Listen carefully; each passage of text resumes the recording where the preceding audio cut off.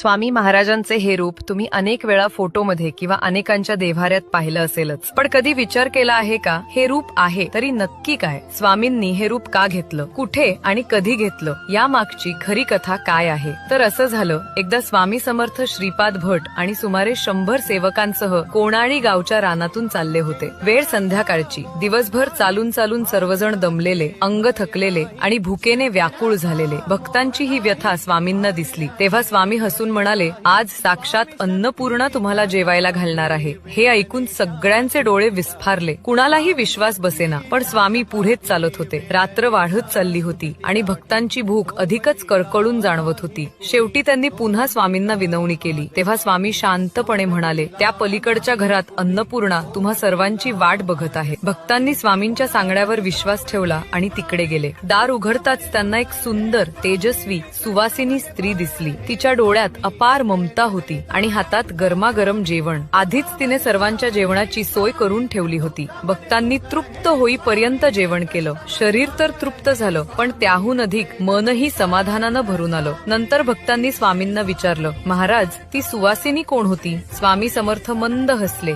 आणि म्हणाले, ती दुसरी कोणी नसून माता अन्नपूर्णाच होती. तुम्हाला जेवायला घालण्यासाठी ती माझ्याच रूपातून प्रकट झाली होती. म्हणूनच स्वामी समर्थांना अनेक भक्त स्वामी आई म्हणूनही हाक मारतात. भक्त जेव्हा आई म्हणून हाक देतात तेव्हा स्वामी खऱ्या आई वडिलांसारखे धावून जातात. म्हणूनच त्यांना सर्वव्यापी, सर्व गुणसंपन्न